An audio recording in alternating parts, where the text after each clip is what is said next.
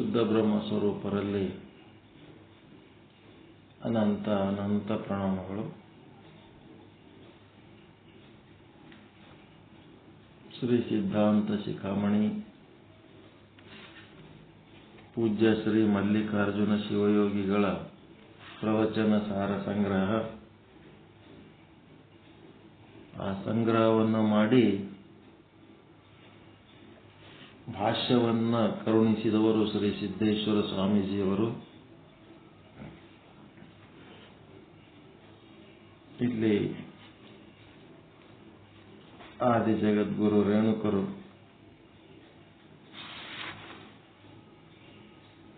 ಐದನೇ ಪರಿಚ್ಛೇದದ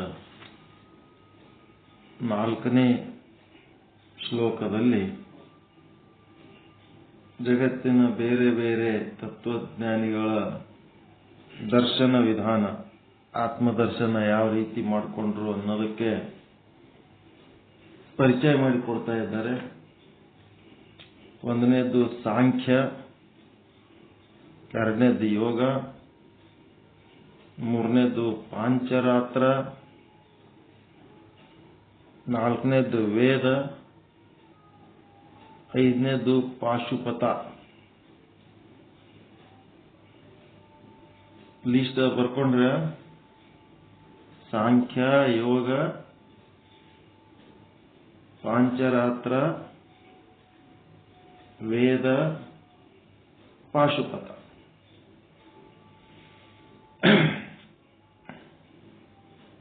ಹೇಳ್ರಿ 5.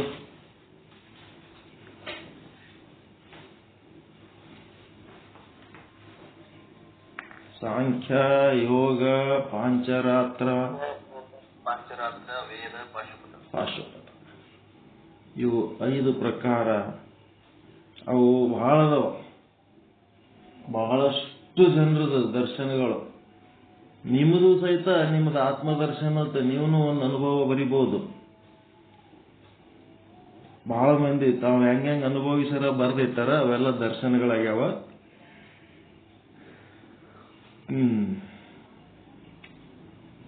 ಈ ಒಂದು ತಥಾ ಏತಾನಿ ಮಾನಭೂತಾನಿ ನೋಪಹಾನ್ಯಾನಿ ಯುಕ್ತಿಭಿಹಿ. ಏತಾನಿ ಅಂತಂದ್ರೆ ಇವು, ಮಾನಭೂತಾನಿ ಅಂದ್ರೆ ಪ್ರಮಾಣಗಳಾಗಿವೆ. ಇವುಗಳನ್ನು ನಾವು ಗೌರವಿಸ್ತೀವಿ, ಪ್ರಮಾಣಗಳು ಅಂತ ತಿಳ್ಕೊಂತೀವಿ. ಯುಕ್ತಿಭಿಹಿ, ಯುಕ್ತಿ ಮತ್ತು ತರ್ಕಗಳಿಂದ ನ ಉಪಹನ್ಯಾನಿ, ಇವು ಯಾವ ಯುಕ್ತಿ ಯಾವ ತರ್ಕ ಮಾಡಿದ್ರು ಇವುಗಳಿಗೆ ಖಂಡಿಸಲಿಕ್ಕೆ ಆಗುವುದಿಲ್ಲ. ಯಾರೇ ಖಂಡಿಸಿ ಇದಲ್ಲ ಅಂತೇಳಿದ್ರೆ ತಲೆ ಮೇಲೆ ಹಾರಂಥದ್ದು ಒಂದು ಏನಾರ ಸತ್ಯ ಹೇಳ್ತೀವಿ ಅಂತಂದ್ರೆ ಅದು ಸಾಧ್ಯ ಇಲ್ಲ. ಇವು 5 ಏನದಾವ ಅಂದ್ರೆ ಪರ್ಫೆಕ್ಟ್ ಪ್ರಮಾಣಗಳದಾವ. ನನ್ನ ಹತ್ರ 50-60 ಪ್ರಮಾಣಗಳದಾವ. ಈ 5 ಪ್ರಮಾಣಗಳ ಪೈಕಿ ನಿನ್ನೆ ತನಕ ಸಾಂಖ್ಯ ಮತ್ತು ಯೋಗ ಅಂತ 2 ಮಾಡಿವಿ. ಪಾಂಚರಾತ್ರ ದರ್ಶನ, ವೇದ ದರ್ಶನ, ಪಾಶುಪತ ದರ್ಶನ, ಈ ದರ್ಶನಗಳನ್ನ ಕಂಟಿನ್ಯೂ ಮಾಡೋಣ. ಏನು ಮುಂದಿನ ಶ್ಲೋಕಕ್ಕೆ ಹೋಗೋಣ? ಒಂದು ದಿನ ದರ್ಶನ ಮಾಡಮು, ಒಂದು ದಿನ ಸಿದ್ಧಾಂತ ಶಿಖಾಮಣಿ ಮುಂದಿನ ಶ್ಲೋಕಕ್ಕೆ ಹೋಗಮ್ಮ. ಹೆಂಗ ಈ ದರ್ಶನಗಳು ಒಂದೊಂದು ಹಿಡಿದ ಕೂಡಲೇ ಕಲಾಸ್ ಅವು ಎಷ್ಟು ದೂರ ಕರ್ಕೊಂಡು ಹೋಗ್ತಾವ ಅಲ್ಲಿಗೆ ಹೋಗಬೇಕಲ್ಲಿ. ಅಷ್ಟಾಂಗ ಯೋಗ ಹಿಡಿದು ಎಷ್ಟು ದಿವಸ ಆಯ್ತು, ಕಪಿಲ ಮುನಿ ಹೇಳ್ಕೊಂಡು ಎಷ್ಟು ದಿವಸ ಆಯ್ತು, ಸಿದ್ಧಾಂತ ಶಿಖಾಮಣಿ ಹೇಳಕತ್ತೀವ, ಬೇರೆ ಏನಾರ ಹೇಳಕತ್ತೀವ ನಂಗೆ ಆಗ್ಬಿಡ್ತು. ಏನ್ ಮಾಡೋಣ?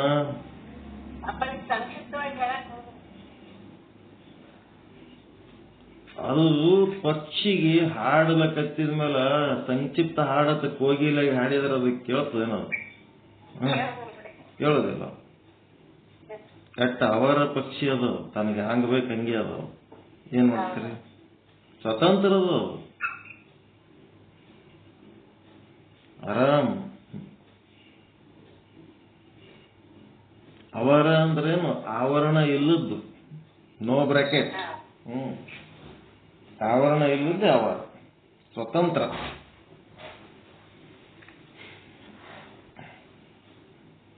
ಯಾರ ಹಿಡಿತಕ್ಕೂ ಒಳಗಾಗ್ಲಾರ್ದಂಥದ್ದು ಅದು. ಹಿಡಿದ್ರ ಪಕ್ಕ ಕಲಿಬೇಕು, ಇಲ್ಲಾಂದ್ರೆ ಸುಮ್ ಸಂಕ್ಷಿಪ್ತ ಟಚ್ ಅನುಭವ ಮಾಡಿರಿ ಅದಕ್ಕೆ ಮಾಡೋ ಬಿಟ್ಬಿಡೋ. ಈಗ ನೋಡ್ರಿ ಎಷ್ಟು ಚಂದ ಬಂತಲ್ಲ ಅಷ್ಟಾಂಗ ಯೋಗ. ಮತ್ತೊಂದ್ಸರಿ ತೆಗೆದು ನೋಡಿದ್ರ ಹಿಂದಿಂದು ಪಾಠಗಳು ಅಷ್ಟಾಂಗ ಯೋಗ ಸಂಪೂರ್ಣ ಸಿಗ್ಬೇಕು. ಆ ರೀತಿ ಹೇಳ್ಬೇಕು. ಸುಮ್ ನೀರಾಗಿ ಅವರೆಲ್ಲ ಹೆಂಗದಾರ ಅಂದ್ರೆ ಏನರೇ ಹೇಳು ಶಂಕ ಹೊಡಿ ನಿಂದ ನೀ ನನ್ನ ಸುಮ್ ಕೂತಿರ್ತೀನಿ ಹಿಂಗೆ ಕೇಳ್ಕೊತ. ಲಾಂಗರೇ ಹೇಳ್ರಿ, ಶಾರ್ಟರೇ ಹೇಳ್ರಿ, ಸಿದ್ಧಾಂತ ಕಮಣಿ ಹೇಳ್ರಿ, ಪಿದ್ಧಾಂತ ಕಮಣಿ ಏನಾರ ಎನ್ಸ್ಕೊಂಡಿರ್ತೀವಿ ನಾವು ಹಿಂಗೆ.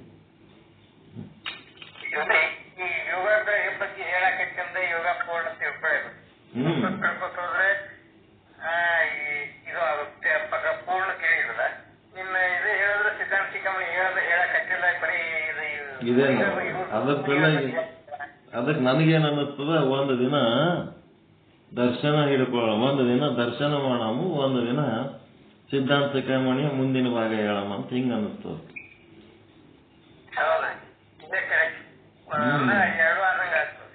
ಎರಡು ಹೆಜ್ಜೆ ಹಾಕ್ಬೇಕು. ಬರೀ ನಾವು ದರ್ಶನ ಶಾಸ್ತ್ರ ಮಾಡ್ಬೇಕಾದೇವ ಅಂತಂದ್ರ ನನ್ನ ಹತ್ರ ಬೇಕಾದಷ್ಟು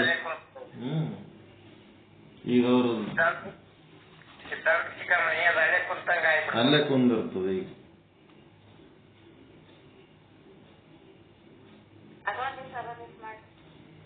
ಸಮಾಧಿ ಯೋಗದೊಳಗೆ ಸಮಾಧಿ, ನದಿಯ ಮೂಲ ಸಮುದ್ರ, ಸಮುದ್ರದಿಂದಲೇ ಹೊರಟೋದು ಸಮುದ್ರವನ್ನು ಕೂಡಿದಾಗ ಸಮಾಧಿ ಪಡೆಯಿತು ಎಂದು ಅರ್ಥ.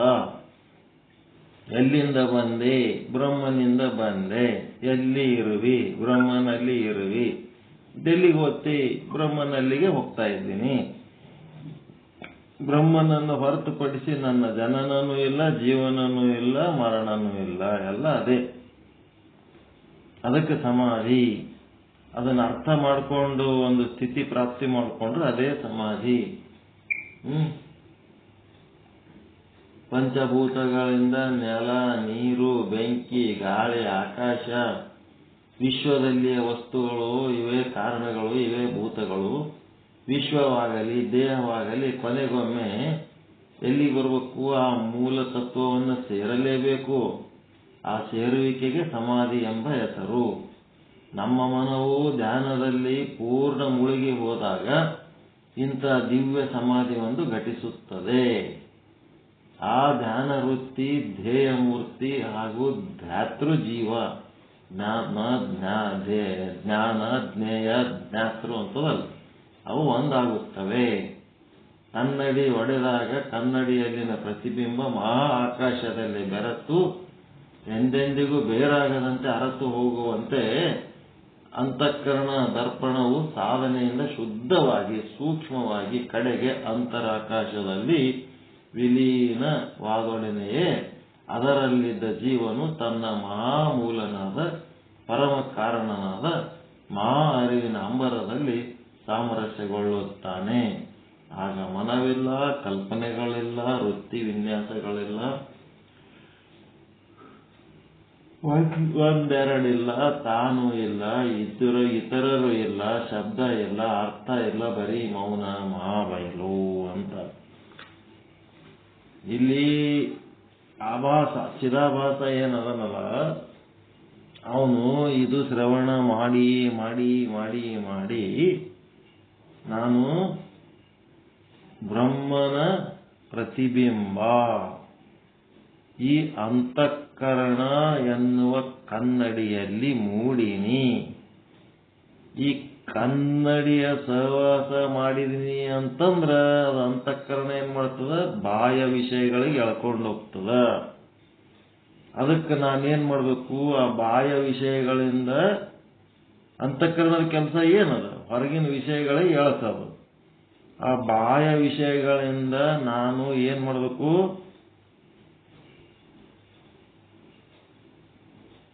ಅದರೊಳಗಿಂದ ಆಸಕ್ತಿ ಕಡಿಮೆ ಮಾಡ್ಕೊಂಡು ಅಂತರ್ಮುಖಿ ಆಗಬೇಕು. ನೀವು ಆಸಕ್ತಿ ಕಡಿಮೆ ಮಾಡ್ಕೊಂಡು ಅಂತರ್ಮುಖಿ ಆಗಬೇಕು ಅಂತೇಳಿ ಏನು ನೋಡಬಾರದು ಅಂತ ನೀವು ಅಂತರ್ಮುಖಿ ಆಗಿರಿ. ಆದರೆ ಅದು ನಿಮ್ ಎದುರು ಬಂತು ಅಂತಂದ್ರೆ ಏನ್ ಮಾಡ್ತೀರಿ?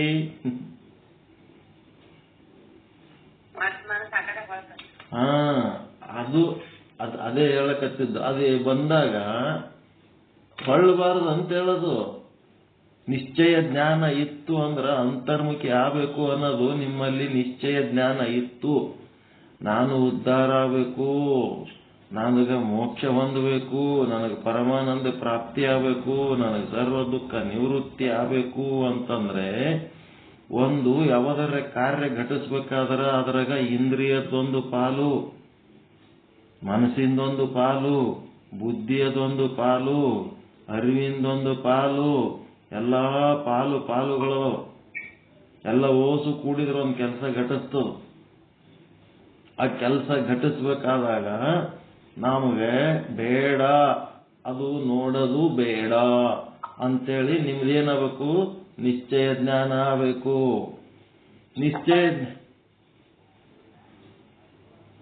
ನಿಶ್ಚಯ ಜ್ಞಾನ ಆದ ಮೇಲೂ ಸಹಿತ ಅದು ನಿಮ್ಮ ಕಣ್ಣೆದುರಿಗೆ ಬಂತು ಅಂದ್ರೆ ನೀವು ಇಂದ್ರಿಯ ವ್ಯವಹಾರ ಮಾಡುತ್ತಿರಬೇಕು. ನೋಡ್ಬೇಕಾ ಬೇಡ? ಇಂದ್ರಿಯ ವ್ಯವಹಾರ ಮಾಡುತ್ತಿರಬೇಕು. ಆದರೆ ಅದು ಎಂತ ಇಂದ್ರಿಯ ವ್ಯವಹಾರ? ಅದು ನೀವು ಬ್ಯಾಡ್ ಅಂದ್ರೂ ಸಹಿತ ಅದು ನಿಮ್ಮ ಹತ್ರ ಬರ್ಲಿಕ್ಕತ್ತದ. ಮಸಾಲೆ ದೋಸೆ ತಿನ್ನಬಾರ್ದು ಅಂತ ಇವತ್ತ ಡಿಸೈಡ್ ಮಾಡಿರಿ, ನಿಮ್ಮ ಎದರ ಬಂದು ಕುಂತದೀಗ. ಹಂಗೋ ಬಂದು ಕೂತದ, ಯಾರೋ ತಂದು ಇಟ್ಟದ. ಇಟ್ಟದ್ದಕ್ಕ ನೀವೇನ್ ಮಾಡಬೇಕು? ಇದು ತಿನ್ನಬಾರ್ದು ಅಂತ ನೀವು ಬಿಡಂಗಿಲ್ಲ. ಮಸಾಲೆ ದೋಸೆ ಬೇಕಂತ ನೀವು ಬಯಸಿಲ್ಲ, ಆದ್ರೆ ಅದು ತಾನೇ ಬಂದದ. ತಾನೇ ಬಂದಾಗ ನೀವು ಅದನ್ನ ತಿನ್ನಬೇಕಾ ತಿನ್ನಬಾರ್ದ? ತಿನ್ನಬೇಕು. ಹ್ಯಾಂಗಂತಂದ್ರೆ ಪ್ರಾರಬ್ಧದ ಬಲ, ಪ್ರಾರಬ್ಧದ ಫಲ. ಇದು ನನ್ನ ಪ್ರಾರಬ್ಧದ ಬಲ, ಇದು ನನ್ನ ಪ್ರಾರಬ್ಧದ ಫಲ ಅಂತೇಳಿ ಅದನ್ನ ನಾವು ಭೋಗಿಸ್ಬೇಕು. ಹೆಂಗದ್ರಿ? ನಿಮಗೆ ಅದರೊಳಗೆ ಆಸಕ್ತಿ ಇಲ್ಲ, ಆದ್ರೂ ಅದು ಬಂದದ ಈಗ ನಿಮ್ಮ ಹತ್ರ. ಏನ್ ಮಾಡ್ತೀರಿ?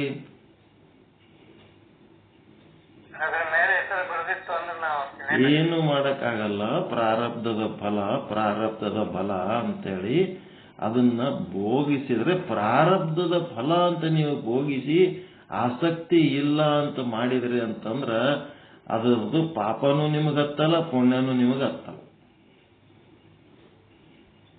ಆಸಕ್ತಿಲಿಂತ ಏನು ಮಾಡ್ತೀರಿ ಅದೆಲ್ಲ ಪಾಪ ಪುಣ್ಯದ ಲೆಕ್ಕದಾಗ ಬರ್ತದೆ. ನಿಮ್ಮ ಕಣ್ಣು ನೋಡಲಕ್ ಹೋಗಿಲ್ಲದು, ನಿಮ್ಮ ಕಣ್ಣೆದರದು ತಾನೇ ಬಂದದ. ನಿಮ್ಮ ಕಿವಿ ಕೇಳಲಕ್ ಹೋಗಿಲ್ಲ, ಅದು ಕಿವಿ ತಾನೇ ಬಂದದ. ಕಿವಿ ಹತ್ರ ಆ ಶಬ್ದ ತಾನೇ ಬಂದದು, ನೀವೇನ್ ಕೇಳಕ್ ಹೋಗಿಲ್ಲ, ಅದು ತಾನೇ ಬಂದದ್ದು. ಏನದ? ಇಂದ್ರಿಯ ವ್ಯಾಪಾರಗಳು, ಅವು ಪ್ರಾರಬ್ಧದ ಫಲಗಳು. ಪ್ರಾರಬ್ಧದ ಫಲವನ್ನ ಸಂತೋಷವಾಗಿ ಭೋಗಿಸ್ಬೇಕು. ಯಾಕಂತಂದ್ರೆ ಅದು ಕರ್ಮ ನಿಮಗ ತೊಳೆದು ಸ್ವಚ್ಛ ಮಾಡ್ತಿರ್ತದೆ. ನೀವಾಗೆ ಹೋಗಂಗಿಲ್ಲ, ನೀವಾಗೆ ಹೋಗಿ ಹೈರಾಣಕ್ಕೆ ಬೀಳಂಗಿಲ್ಲ. ಅದು ಕರ್ಮ ಉಂಟಾಗಿ ಪುನರ್ಜನ್ಮಕ್ಕೆ ಕಾರಣ ಆಗ್ತದೆ. ತಾನಾಗೆ ಬಂದದ್ದಕ್ಕೆ ನೀವೇನು ಮಾಡಕ್ಕಾಗಲ್ಲ. ಇಂದ್ರಿಯ ವ್ಯಾಪಾರಗಳು ಉಣಬೇಕು, ತಿನ್ನಬೇಕು, ಏನ್ ನನಗೆ ಮೋಕ್ಷ ಆಗ್ಯದ ದೃಢ ನಿಶ್ಚಯ. ನೋಡಿದರೂ ನೋಡಿದವನಲ್ಲ, ಕೇಳಿದರೂ ಕೇಳದವನಲ್ಲ, ಹೇಳಕ್ ಬಹಳ ಚಂದದ. ಆದರೆ ದೃಢ ನಿಶ್ಚಯ ಮಾಡಿಕೊಂಡು ನೋಡಿದ್ರು ನೋಡಿದವನಲ್ಲ ಅಂತಂದ್ರೆ ಮತ್ತೆ ನೋಡಿದ್ದು ಕಣ್ಣಿಗೆ ಬಿದ್ದದ್ದು ಏನದು? ಪ್ರಾರಬ್ಧದ ಫಲ. ಅದ್ರ ಬಗ್ಗೆ ನೆನಪು ಇಟ್ಕೊಂಡಿಲ್ಲ, ಅದ್ರ ಬಗ್ಗೆ ಆಸಕ್ತಿನೂ ಇಲ್ಲ, ಅದ್ರ ಬಗ್ಗೆ ತಿರಸ್ಕಾರನೂ ಇಲ್ಲ. ಸಮಾಧಿ ಅಂತಂದ್ರೆ ಕಣ್ಣು ಮುಚ್ಕೊಂಡು ಯಪೋ ಯಪ ಯಪ ಯಪ ಯಪ ಅಂತ ಕುಂದ್ರದಲ್ಲದು, ಆಸಕ್ತಿ ಕಳ್ಕೊಂಡಿರೋದು. ಹೆಂಗ ಪ್ರಾರಬ್ಧದ ಫಲವಾಗಿ ಏನು ಬಂದದ ಅದು ಏನ್ ಮಾಡ್ತದ, ಪಾಪ ಪುಣ್ಯಗಳನ್ನ ಸೃಷ್ಟಿ ಮಾಡಲ್ಲ, ಅದರದ ವಾಸನೆ ಸಹಿತ ನಿಮ್ಮೊಳಗೆ ಉಳಿಯಂಗಿಲ್ಲ. ಅದು ಒಂದು ಸಾರಿ ನೀವು ಅದನ್ನ ಪ್ರಾರಬ್ಧದ ಬಲ ಅಂತೇಳಿ ಭೋಗಿಸಿದ್ರೆ ಇನ್ನೊಂದು ಸಾರಿ ಅದು ಬೇಕು ಅಂತ ಅನ್ಸಂಗಿಲ್ಲ, ಮತ್ತದೇ ಬೇಕು ಅಂತ ಅನ್ಸಂಗಿಲ್ಲ. ನೀವು ಆಸಕ್ತಿ ವಹಿಸಿ ಭೋಗಿಸಿದ್ರಿ ಅಂತಂದ್ರೆ ಅದೇನ್ ಮಾಡ್ತದೆ, ಆಸಕ್ತಿ ಇನ್ನೊಂದಿಷ್ಟು ಆಸಕ್ತಿ ಉಂಟು ಮಾಡ್ತದೆ. ಒಂದು ಬೀಡಿ ಸೇದಿದವನಿಗೆ ಇನ್ನೊಂದು ಬೀಡಿ ಸೇದಬೇಕನ್ನಿಸ್ತದೆ.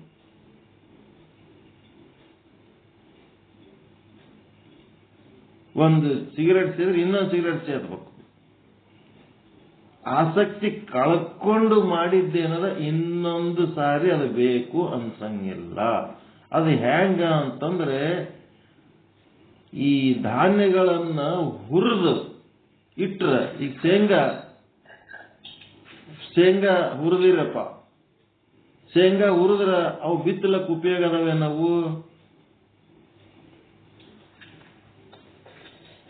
ಹುರಿದ ಶೇಂಗಾ ಬಿತ್ತಲಕ್ಕೆ ಉಪಯೋಗ ಅದಾವೇನ್ರಿ? ಮತ್ತೆ ಅದಕ್ಕೆ ಉಪಯೋಗ ಅವ ತಿನ್ನಕ್ಕಷ್ಟೇ ಉಪಯೋಗ. ಈಗ ಭೋಗಿಸ್ಲಿಕ್ಕೆ ಅಷ್ಟೇ ಉಪಯೋಗ ಇವು. ಇವನು ಹೆಂಗಾಗ್ಬೇಕಂದ್ರೆ ಹಿಂಗಾಗ್ಬೇಕು. ಇವನ ಭೋಗಗಳು ಏನದಾವ, ಆಸಕ್ತಿ ಕಳ್ಕೊಂಡು ಮಾಡಿದ ಭೋಗಗಳಿಂದ ಮತ್ತೆ ಹೊಸ ಫಲ, ಹೊಸ ಆಸಕ್ತಿ ಉಂಟಾಗಲ್ಲ. ಅದೇ ರೀತಿ ಶೇಂಗಾ ಸಹಿತ ಏನಾಗಲ್ಲ, ಶೇಂಗಾ ಹುರಿದ ಶೇಂಗಾ ಮತ್ತೆ ಹೊಸ ಫಲ ಕೊಡಂಗಿಲ್ಲ. ಹುರಿದ ಹುರುಳಿಯಂತೆ. ಮತ್ತ ಅವನು ಎಲ್ಲ ಕರ್ಮ ಮಾಡ್ಯಾನಂತ ಹೇಳಿಕೆ ಆ ಕರ್ಮಗಳು ಬಂದಿಸಂಗಿಲ್ಲ. ಅವನ್ ಹೆಂಗದ ಕರ್ಮ ಬಂಧನ ಅಂತಂದ್ರ ಸುಟ್ಟ ಹಗ್ಗ ಅಂತ. ಸುಟ್ಟ ಹಗ್ಗ ಇದ್ದಂಗೆ ನೋಡ್ಲಕ್ ಹಗ್ಗದಂಗೆ ಕಾಣ್ತದ, ಕಟ್ಲಕ್ಕಾದ್ರೆ ಏನು ಕಟ್ಲಕ್ಕಾಗಲ್ಲ, ಬಂಧನ ಮಾಡ್ಲಿಕ್ಕಾಗಲ್ಲ. ಈ ರೀತಿಯಾದ ಜೀವನ ಮಾಡಿದವನು ಆನಂದವಾಗಿರ್ತಾನೆ.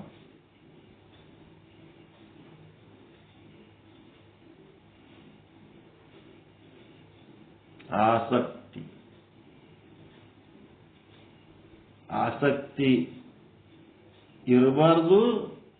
ತಾನಾಗೆ ಬಂದ ಭೋಗಗಳನ್ನ ತ್ಯಜಿಸಬಾರದು. ಕಣ್ಣೆದುರು ಬಂದದ್ದು ನೋಡ್ಬೇಕು, ಕಿವಿಗೆ ಬಂದದ್ದು ಕೇಳಬೇಕು, ಆದ್ರೆ ಆಸಕ್ತಿ ಇಲ್ಲ ಅದರೊಳಗಷ್ಟೇ. ಅಜ್ಞಾನಿದೇನಿರ್ತದ ಅದರೊಳಗೆ ಆಸಕ್ತಿ ಇರ್ತದ. ಅವ ಏನ್ ಮಾಡ್ತಾನ, ಅದು ಬೇಕು ಇದು ಬೇಕು, ಹಾಗಿರ್ಬೇಕು ಹಿಂಗಿರ್ಬೇಕು ಅಂತೇಳಿ ಅವ ಆಸೆ ಪಟ್ಟು ತನಗೆ ಹ್ಯಾಂಗ್ ಬೇಕು ಹಂಗೆ ಡಿಸೈನ್ ಮಾಡ್ಕೊಂಡು ಆಸಕ್ತಿ ವಹಿಸಿ ಆಮೇಲೆ ಏನತ್ತನವ,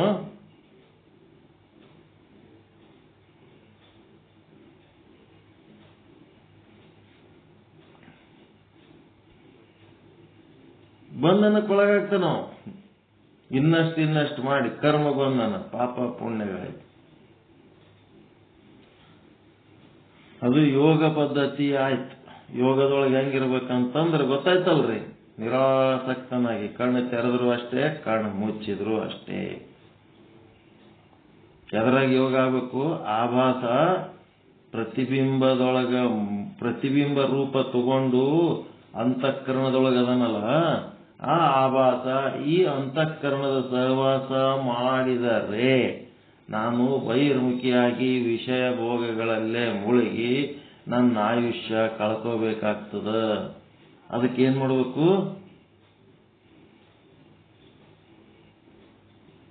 ಈ ಒಂದು ಅಂತಃಕರಣದ ಸಹವಾಸ ನಾನು ಬಿಡಬೇಕು. ಮನ ಬುದ್ಧಿ ಚಿತ್ತ ಅಹಂಕಾರಗಳ ಸಹವಾಸ ನಾನು ಬಿಡಬೇಕು. ಏನ್ ಮಾಡ್ಬೇಕು, ಬಿಟ್ಟು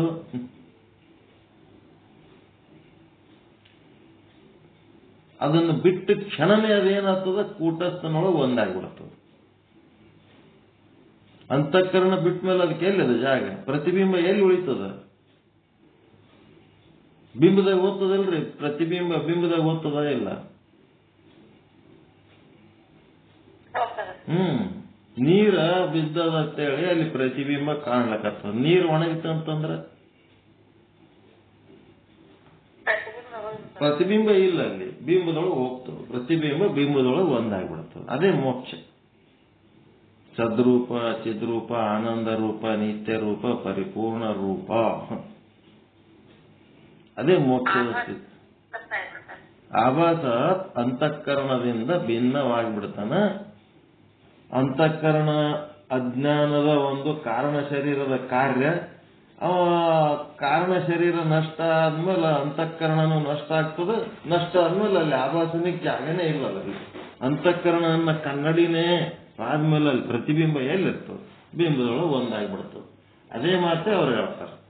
ಒಡೆದ ಕನ್ನಡಿ ಪ್ರತಿಬಿಂಬ ಏನಾಗ್ತದ ಅಂತಂದ್ರೆ ಬಿಂಬದಲ್ಲಿ ಹೋಗ್ಬಿಡ್ತದ ಅಂತ ಹೇಳಿದ್ರು ಸಿದ್ದೇಶ್ವರ ಸ್ವಾಮಿಗಳು. ಕನ್ನಡಿ ಒಡೆದಾಗ ಅದರಲ್ಲಿನ ಪ್ರತಿಬಿಂಬ ಮಹಾ ಆಕಾಶದಲ್ಲಿ ಬೆರೆತು ಎಂದೆಂದಿಗೂ ಬೇರಾಗದಂತೆ ಅರೆತು ಹೋಗುತ್ತದೆ. ಕನ್ನಡಿ ಚೆನ್ನಾಗಿದ್ದಾಗ ಅದರ ಪ್ರತಿಬಿಂಬ ಒಡೆದು ತುಂಡಾಯ್ತು ಅಂತಂದ್ರೆ ಏನಾಗ್ತದೆ? ಅದರೊಳಗಿನ ಪ್ರತಿಬಿಂಬ ಬಿಂಬ ರೂಪದೊಳಗೆ ಹೋಗ್ಬಿಡ್ತದ ಅಂತ ಒಂದು ಮಾತು ಹೇಳ್ತಾರ ಅವ್ರು. ಅವಕ್ಕೆಲ್ಲ ಮುಂದೆ ಬೇಕಾದಷ್ಟು ತರ್ಕ ಮಾಡ್ಲಿಕ್ಕೆ ಬರ್ತದ. ಈ ಸದ್ಯ ಇಷ್ಟು ತಿಳ್ಕೋಬೇಕು. ಆಭಾಸ ಎದರಿಂದಾಗೇನ? ಕೂಟಸ್ಥನ ಪ್ರತಿಬಿಂಬ ಪ್ಲಸ್ ಅಂತಃಕರಣ ಎರಡು ಕೂಡ್ಯಾಗ ನಾವು ಯಾವಾಗ ಆ ಒಂದು ಕಾರಣ ಶರೀರ ನಷ್ಟ ಆಗ್ತದ, ಅಜ್ಞಾನ ಜ್ಞಾನದಿಂದ ನಷ್ಟ ಆಗ್ತದ, ಕಾರಣ ಶರೀರದ ಕಾರ್ಯವಾದ ಅಂತಃಕರಣನು ನಷ್ಟ ಆಗ್ತದ, ಆವಾಗ ಅಲ್ಲಿ ಆಭಾಸನಿಗೆ ಜಾಗನೇ ಇಲ್ಲ. ಅವ ಏನ್ ಮಾಡ್ತ ತನ್ನ ಮೂಲ ಸ್ವರೂಪದೊಳಗೆ ಹೋಗ್ಕೊಂಡ್ಬಿಡ್ತಾನೆ ಹೋಗಿ. ಅದೇ ಮೋಕ್ಷ. ಆಭಾಸ ಏನೇನು ಕೂಡಿಯಾಗ್ಯಾನ? ಅಂತಃಕರಣ, ಕೂಟಸ್ಥ ಪ್ಲಸ್ ಕೂಟಸ್ಥನ ಪ್ರತಿಬಿಂಬ, ಮೂರು ಕೂಡ ಆಭಾಸ ಆಗ್ಯಾನ ಜೀವ. ಅದು ಅಂತಃಕರಣ ಖಾಲಿ ಆಯ್ತು ಅಂತಂದ್ಮೇಲೆ ಆಭಾಸ ಅಲ್ಲಿ ಅಂತಃಕರಣ ಆದಂತೇಳಿ ಪ್ರತಿಬಿಂಬ, ಕನ್ನಡಿ ಆದಂತ ಪ್ರತಿಬಿಂಬ. ಅಲ್ಲಿ ಕನ್ನಡಿನೇ ಇಲ್ಲ ಅಂತಂದ್ರೆ ಅದು ಪ್ರತಿಬಿಂಬ ಎಲ್ಲಿ ಹೋಗ್ಬೇಕು? ಪಾಪ ಬಿಂಬದಾಗ ಹೋಗ್ತದೆ. ಸತ್ಯ ತಿಳಿಯುತ್ತದ ಇಲ್ಲ? ಇದು ಏನ್ ತಿಳಿದಿಲ್ಲ.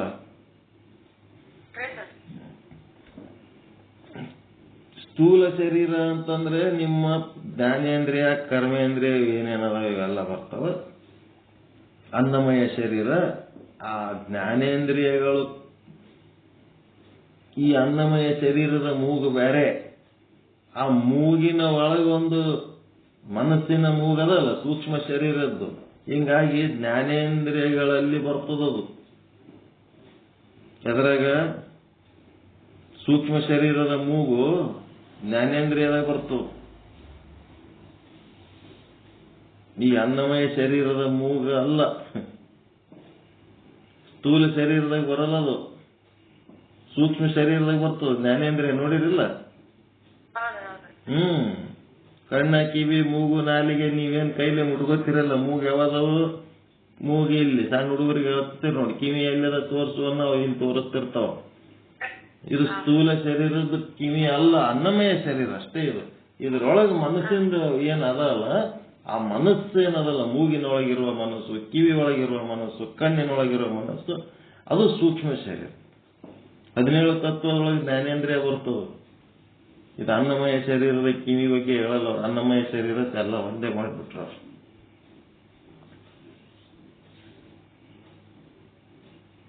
ಅನ್ನಮಯ ಶರೀರದೊಳಗನು 25 ತತ್ವದೊಳಗ ಜ್ಞಾನೇಂದ್ರಿಯಗಳು ಬಂದವ್ರಿ.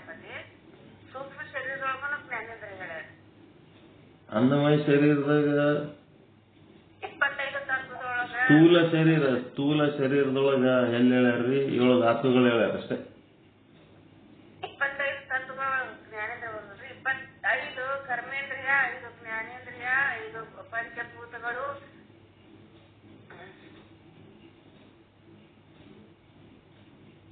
ಜ್ಞಾನೇಂದ್ರಿಯಗಳು ಸ್ಥೂಲ ಶರೀರದಾಗ ಬರಲ್ಲ. ಸ್ಥೂಲ ಶರೀರದಾಗ ಜ್ಞಾನೇಂದ್ರಿಯಗಳು ಬರಲ್ಲ, ಸೂಕ್ಷ್ಮ ಶರೀರದಾಗ ಬರ್ತಾವ.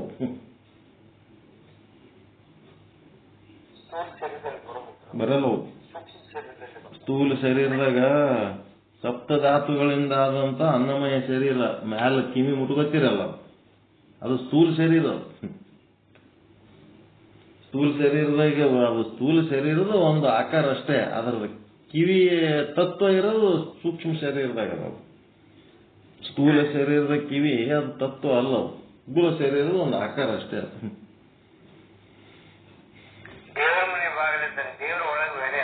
ಯಾರೇ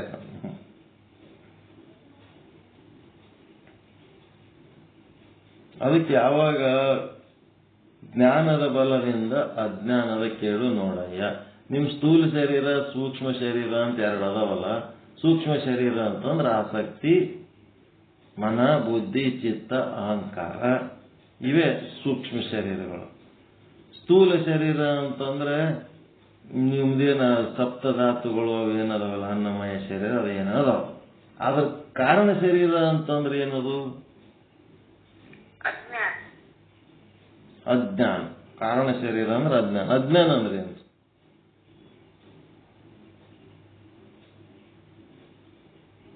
ಜ್ಞಾನ ಅಂದ್ರೆ ಏನು?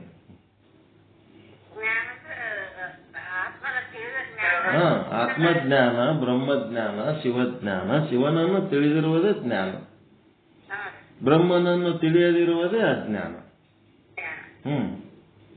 ಅದೇ ಕಾರಣ ಶರೀರ. ಬ್ರಹ್ಮ ಸ್ವರೂಪ ನಾನು ಬ್ರಹ್ಮ ಅಂತೇಳಿ ತಾನು ತಿಳ್ಕೋಬೇಕು. ಇಡೀ ವಿಶ್ವವನ್ನು ಬ್ರಹ್ಮ ಸ್ವರೂಪ ಅಂತ ತಿಳ್ಕೋಬೇಕು. ಅಹಂ ಬ್ರಹ್ಮಾಸ್ಮಿ ಸರ್ವಂ ಬ್ರಹ್ಮ ಅಸ್ತಿ. ಶಿವೋಹಂ ಅಂತ ತಾನು ತಿಳ್ಕೋಬೇಕು.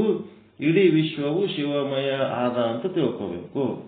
ಅದು ಎಷ್ಟು ಪರ್ಸೆಂಟ್ ತಿಳ್ಕೊಂಡಿರಿ ಅಷ್ಟು ಜ್ಞಾನಿಗಳು, ಎಷ್ಟು ಪರ್ಸೆಂಟ್ ತಿಳ್ಕೊಂಡಿಲ್ಲ ಅಷ್ಟು ಅಜ್ಞಾನಿಗಳು.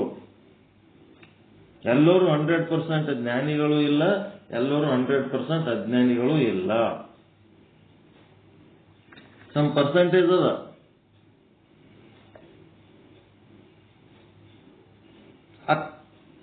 ಕಾರಣ ಶರೀರ ಅಜ್ಞಾನ ಏನದಲ್ಲ, ಆ ಅಜ್ಞಾನ ಅಂದ್ರೆ ಬಂಗಾರ ಇದ್ದಂಗದ. ಆ ಬಂಗಾರದ ಆಭರಣ ಅಂತಂದ್ರೆ ಅಂತಃಕರಣ, ಮನ, ಬುದ್ಧಿ, ಚಿತ್ತ, ಅಹಂಕಾರ.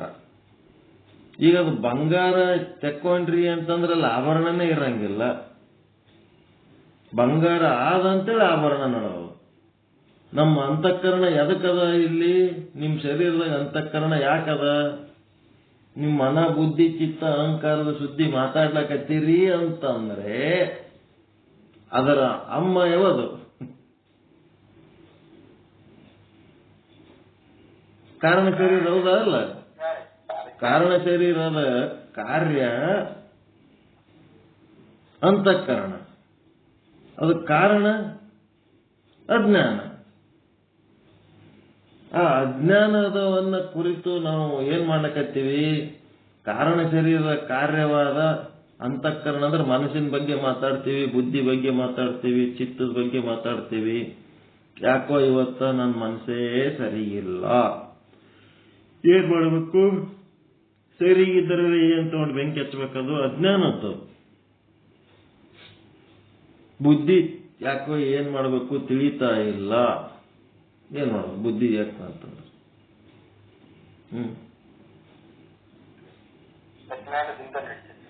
ಬುದ್ಧಿ ಚಲೋ ಇದ್ರದ್ದು ಏನ್ರಿ ತಿಳಿದ್ರೆ ತಗೊಂಡು ಏನ್ ಮಾಡ್ಬೇಕು? ಅದಕ್ಕೇನ್ ತಿಳಿತು? ಬ್ರಹ್ಮನನ್ನ ತಿಳ್ಕೊಳ್ಳೋ ಶಕ್ತಿನೇ ಇಲ್ಲ ಅದಕ್ಕೆ. ಜಗತ್ತಿನ ವಸ್ತುಗಳು ತಿಳ್ಕೊತದ, ಜಗತ್ತಿನ ಸಮಸ್ಯೆಗಳು ತಿಳ್ಕೊತದ. ಯಾಕೋ ನನಗೆ ನೆನಪೇ ಬರ್ತಾ ಇಲ್ಲ, ಎಲ್ಲ ನೆನಪು ಹೋಗ್ಯದ, ನೆನಪು ಎಲ್ಲ ಹೋಗಲಕ್ ನಡಿಯ ಕಡೆ ಅಂತೀವಿ. ನೆನಪಿಟ್ಕೊಂಡು ಏನ್ ಮಾಡ್ತೀರಿ? ನೆನಪು ಬೇಕಾಗಿಲ್ಲ. ನೆನಪಿಟ್ಕೊಂಡು ಏನ್ ಬೆಂಕಿ ಹಚ್ಬೇಕು? ಎಲ್ಲ ನೆನಪುಗಳು. ಅವ ಪರಮಾತ್ಮ ಒಬ್ಬ ನೆನಪಿದ್ರೆ ಸಾಕು, ಉಳಿದು ಎಲ್ಲ ನೆನಪು ತಗೊಂಡು ಏನ್ ಮಾಡ್ತೀರಿ? ನನ್ನ ಜ್ಞಾಪಕ ಶಕ್ತಿನೇ ಹೋಗ್ಬಿಟ್ಟದ. ಏನ್ ಮಾಡ್ಬೇಕಂತ ಏನ್ ಮಾಡ್ತೇಪ್ಪ? ಜ್ಞಾಪಕ ಏನ್ ಇಟ್ಕೋಬೇಕತ್ತಿ ನೀನು ಜ್ಞಾಪಕದಾಗ ಅಂತೀನಿ ನಾನು. ಜ್ಞಾಪಕ ಶಕ್ತಿ ಹೆಚ್ಚು ಮಾಡ್ಕೊಳಕ್ ಏನೇನ ತಿನ್ಬೇಕಂತ ಎದಕ್ ಬೇಕು? ಅವ್ ಕಾನ್ವೆಂಟ್ ಹುಡುಗರು ಬೈಪಾಟ್ ಮಾಡಿ ಪರೀಕ್ಷೆ ಬರೀಲಿಕ್ಕೆ ಬೇಕಾಗ್ತದೆ. ನಮ್ಗೆ ಎದಕ್ ಬೇಕು ಜ್ಞಾಪಕ ಶಕ್ತಿ? ಈಗ ಅಪ್ಪ ಶರಣ್ರಿ, ನಮಸ್ಕಾರ ರೀ.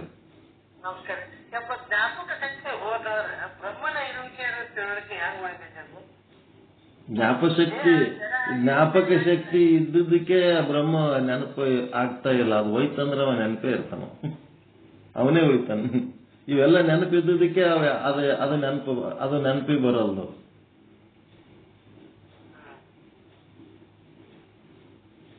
ಇದೆಲ್ಲ ನೆನಪು ಮಾಡ್ಕೊಳಕತ್ತೀವಿ ಅಂತೇಳಿ ಅದು ನೆನಪಿಗೆ ಬರಲ್ದು. ಮರಿಸ್ಬಿಟ್ಟದದು, ಬರೀ ಇವೇ ನೆನಪು ತುಂಬಿಕೊಂಡ್ಬಿಟ್ಟವು.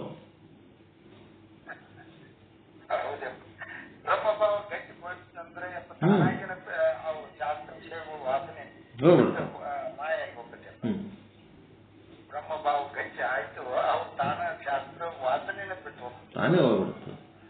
ಹೀಗಾಗಿ ಅಜ್ಞಾನ ನಷ್ಟ ಆಗದಂತಂದ್ರೆ ಬ್ರಹ್ಮನನ್ನ ಸರಿಯಾಗಿ ಅರ್ಥ ಮಾಡೋದು, ಬ್ರಹ್ಮ ಭಾವ ಬಲಿಯುವುದು. ಅದು ಬಲಿತು ಅಂತಂದ್ರ ಈ ಮನ ಬುದ್ಧಿ ಚಿತ್ತ ಅಹಂಕಾರಗಳೆಲ್ಲ ನಷ್ಟ ಆಗಿ ಹೋಗ್ಬಿಡ್ತಾವ. ಈ ಅಂತಃಕರಣ, ಮನ ಬುದ್ಧಿ ಚಿತ್ತ ಅಹಂಕಾರಗಳ ಅಂತಃಕರಣಕ್ಕೆ ಕನ್ನಡಿ ಅಂತಾರೆ. ಈ ಕನ್ನಡಿ ಒಳಗ ಆ ಒಂದು ಕೂಟಸ್ಥನ ಪ್ರತಿಬಿಂಬ, ಸಾಕ್ಷಿ, ಆತ್ಮ, ಕೂಟಸ್ಥ ಏನಂತೀರಿ ಅದರ ಪ್ರತಿಬಿಂಬ ಅದ್ರೊಳಗೆ ಮೂಡಿರ್ತದೆ. ಯಾವಾಗ ಅಂತಃಕರಣ ನಷ್ಟ ಆಯ್ತು, ಅಜ್ಞಾನ ನಷ್ಟ ಆಯ್ತು ಅಂದ್ರೆ ಅಂತಃಕರಣ ನಷ್ಟ ಆಗ್ತದೆ. ಅಂತಃಕರಣ ನಷ್ಟ ಆದ್ಮೇಲೆ ಆ ಅಂತಃಕರಣದೊಳಗಿರುವ ಪ್ರತಿಬಿಂಬ ತನ್ನ ಬಿಂಬ ರೂಪಿ ಕೂಟಸ್ಥ ಚೇತನದೊಳಗೆ ಹೋಗಿ ಒಂದಾಗ್ತದೆ. ಎಂದು ಮತ್ತೆ ಸೆಪರೇಟ್ ಆಗ್ಲಾರ್ದಂಗೆ ಒಂದಾಗ್ತದೆ. ಹಂಗಾಗ ತನಕ ಅನಂತ ಜನ್ಮಗಳು ಎತ್ತಿ ಎತ್ತಿ ಬಂದು ಆ ಸಾಧನೆ ಮಾಡ್ಬೇಕು ನಾವು.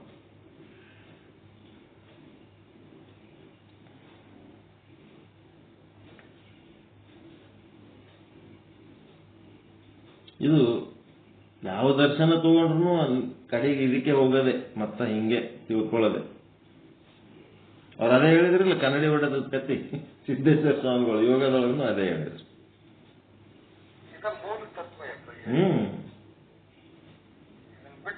ಮತ್ತೇನಿಲ್ಲ, ಶಬ್ದಗಳು ಬೇರೆ ಬೇರೆ ಇರ್ತಾವ. ಈ ಒಂದು ಶ್ಲೋಕದ ವ್ಯಾಖ್ಯಾನದ ಅನ್ವಯ ಪಾಂಚರಾತ್ರ ನೋಡಮ್ ನಾಳೆ ನಾಡ್ದ. ಈಗ ಒಂದ್ ಸ್ವಲ್ಪ ಇದ್ರ ಬಗ್ಗೆ ಮುಂದೆ ಏನ್ ಹೇಳ್ತಾರ ನೋಡಮ್.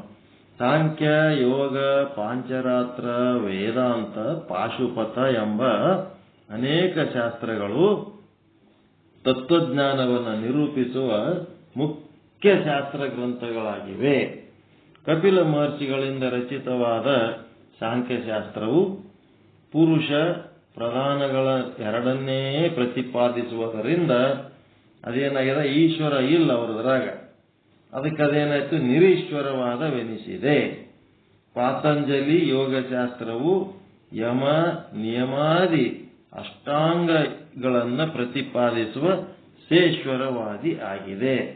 ಈ ಯೋಗದೊಳಗ ಈಶ್ವರನ, ಕಪಿಲ ಮಹರ್ಷಿ ಒಳಗ ಈಶ್ವರ ಇಲ್ಲ. ವಾಸುದೇವ ವಿರಚಿತವಾದ ಪಾಂಚರಾತ್ರ ಶಾಸ್ತ್ರವು ವಿಷ್ಣು ದೀಕ್ಷಾಂಗಭೂತವಾದ ತತ್ತ ಮುದ್ರಾ ಧಾರಣಾದಿ ಪ್ರತಿಪಾದನಾ ಮುಖಾಂತರ ಚಿತ್ತು ಅಚಿತ್ತು ಈಶ್ವರ ಎಂಬ ತ್ರಿವಿಧ ಪದಾರ್ಥಗಳು ನಿರೂಪಿಸುವ ವೈಷ್ಣವ ಮತವಾಗಿದೆ. ವೈಷ್ಣವರ ಮತ ಇದು. ಶಿವಪ್ರಣೀತ ಪಾಶುಪತ ಶಾಸ್ತ್ರವು ಪಶು, ಪಾಶ, ಪತಿ ಎಂಬ ಲಕ್ಷಣವುಳ್ಳ ತ್ರಿವಿಧ ಪದಾರ್ಥಗಳನ್ನು ಪ್ರತಿಪಾದಿಸುವ ಶೈವ ಸಿದ್ಧಾಂತವಾಗಿದೆ. ವೇದಗಳು ಶಿವನ ಪಶು, ಪತಿ, ಪಾಶ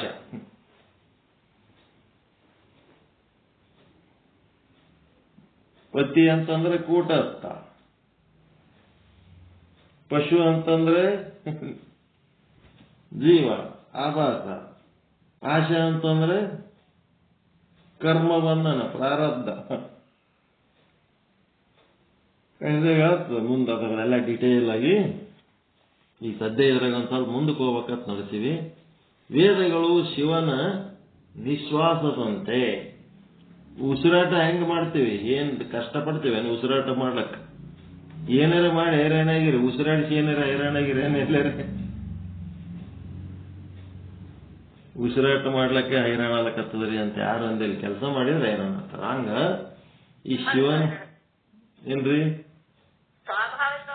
ಸ್ವಾಭಾವಿಕವಾಗಿ ಹಂಗಿದು ವೇದಗಳು ಹೆಂಗದವಪ್ಪ ಅಂದ್ರೆ ಶಿವನ ನಿಶ್ವಾಸದಂತೆ ಅಪ್ರಯತ್ನಿಕವಾಗಿ ಅವತರಿಸಿವೆ. ಅಂತೆಯೇ ಋಗ್ಗು, ಯಜುಸ್, ಸಾಮ, ಅಥರ್ವ ವೇದಗಳು ಅಕೃತ್ರಿಮಗಳು. ವೇದಗಳ ಪರಿಚಯ ಮಾಡಬೇಕು ಅಂತ ಇಟ್ಕೊಂಡು ಕುಂತೀನಿ. ಅವು ಬುಕ್ಗಳು ತರ್ಸಿನಿ. ಅವು 2 ಬುಕ್ ಅದು, ಚಲೋ ದೊಡ್ಡ ಬುಕ್ ಅದು. ಅವು ವೇದಗಳಿಗೆ ಹೋಗಿಬಿಟ್ಟೆವು, ಮತ್ತೆ ಸಿದ್ಧಾಂತ ಚಿಕ್ಕಮಣಿ ನಿಂತು ಎಲ್ಲೋ ಹೋಗ್ಬಿಡ್ತೀವಿ ನಾವು. ಅಲ್ಲದೆ ಪ್ರಮಾಣಭೂತಗಳು, ಅವು ಪ್ರಮಾಣಭೂತಗಳದಾವ, ಅದಕ್ಕೆ ಅಥೆಂಟಿಸಿಟಿ, ಅವಕ್ಕೇನದ ಪರ್ಫೆಕ್ಟ್ ಆಗಿ ಅವನ್ನ ನಂಬಿದ್ರೆ ಅವು ನಮಗೆ ಮೋಕ್ಷವನ್ನ ಖಂಡಿತ ದೊರಕಿಸ್ತವ. ಹಂಗವು ಪ್ರಮಾಣಭೂತಗಳು. ಎಷ್ಟೋ ಜನ ಅವುಗಳನ್ನು ನಂಬಿ ಅವುಗಳನ್ನು ಆಚರಿಸಿ ಅವುಗಳಿಂದಲೇ ಮೋಕ್ಷ ಪಡುತ್ತಂತವ್ರು ಅದರ. ಅವೆಲ್ಲವುಗಳನ್ನ ತರ್ಕದಿಂದಾಗಲಿ ಯುಕ್ತಿಯಿಂದಾಗಲಿ ಖಂಡಿಸುವುದು ಅನುಚಿತ. ಖಂಡಿಸ್ಲಕ್ಕೆ ಹೋಗ್ಬಾರ್ದು, ಖಂಡಿಸಿದ್ರು ಅವು ಖಂಡನೆ ಆಗಂಗಿಲ್ಲ. ಆಯಾ ನೋಡ್ರಿ, ಸುಮ್ಮನೆ ವೇದಗಳಿಗೆ ಉಪನಿಷತ್ತುಗಳಿಗೆ ವಚನ ಸಾಹಿತ್ಯದೊಳಗ ಸುಮ್ಮನೆ ಬೈದಾರ. ಅವು ಖಂಡನೀಯ ವಸ್ತುಗಳು ಅಲ್ಲವೇ ಅಲ್ಲವು. ಅವು ಎದಕ್ಕೆ ಖಂಡನೆ ಮಾಡ್ಯಾರ, ಅದರ ಅರ್ಥ ಯಾವ ಅರ್ಥದ ಖಂಡನೆ ಮಾಡ್ಯಾರ ಅದನ್ನ ಸರಿಯಾಗಿ ತಿಳ್ಕೊಳ್ಳಾರ್ದೆ ಯಾರು ಬೇಕವ್ರು ಏನ್ ಬೇಕಾದ್ರೆ ಮಾತಾಡ್ತಿರ್ತಾರೆ. ಅದಕ್ಕೆ ಆಯಾ ವಿಚಾರ ಪ್ರಣಾಳಿಗಳಂತೆ ಅವೆಲ್ಲ ಸೂಕ್ತವಾದವುಗಳೇ ಸರಿ. ಅವರವ್ರ ವಿಚಾರ ಏನ್ ಹೇಳ್ತಾರ ಈ ಒಂದು ದರ್ಶನ ಶಾಸ್ತ್ರದೊಳಗ ಅವ್ರದ್ದು ವಿಚಾರಗಳು ಅವು ಸರಿ ಅದಾವ. ಅವ್ರವ್ರಿಗೆ ಒಂದರದೊಂದು ತಗೊಂಡಿಕೆ ಕಂಪೇರ್ ಮಾಡಬೇಡ್ರಿ. ಆಯಾ ವಿಚಾರ ಪ್ರಣಾಳಿಗಳಂತೆ ಅವೆಲ್ಲ ಅವರವರಿಗೆ ಸರಿ. ಈ ವೇದಗಳ ಪೂರ್ವಕಾಂಡಾನುಸಾರ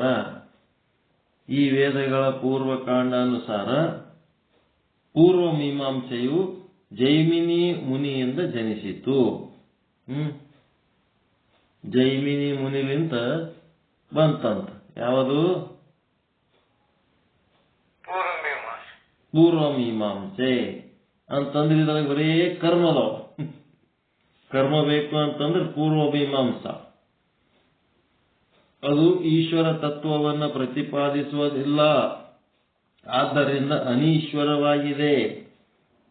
ವೇದತ್ರಯಗಳು ಸಾಂಖ್ಯಯೋಗ, ಪಾಶುಪತ, ವೈಷ್ಣವ ಮತವನ್ನ ಮಹಿಮ್ನ ಸ್ತೋತ್ರದಲ್ಲಿ ಪ್ರಸಿದ್ಧವಾಗಿವೆ.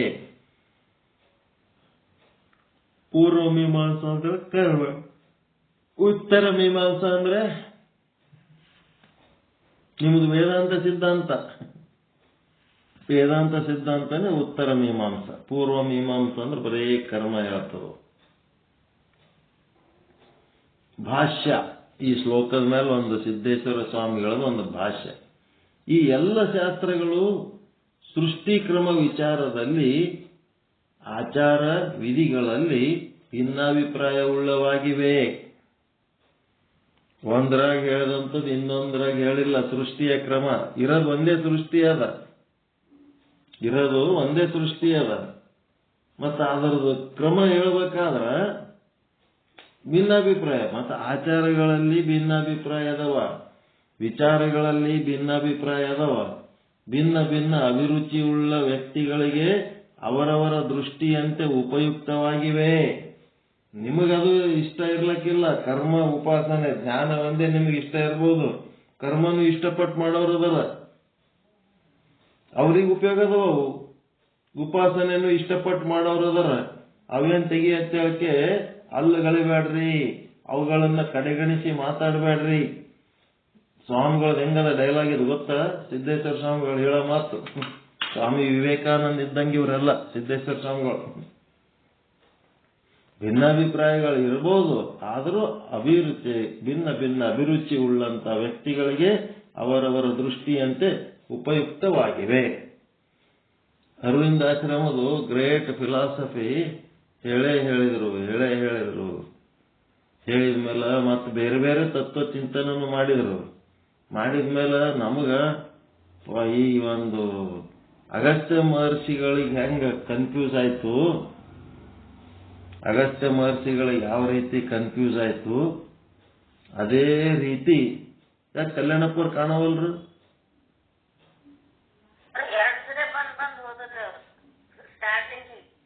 ಹೌದಾ? ಮಾತಾಡ್ತಿದ್ರು, ಏನು ಉತ್ತರ ಕೊಡ್ಲಿಲ್ರಿ ಅವ್ರಿಗೆ. ಮೊಬೈಲ್ ಏನಾಗತ್ತೆ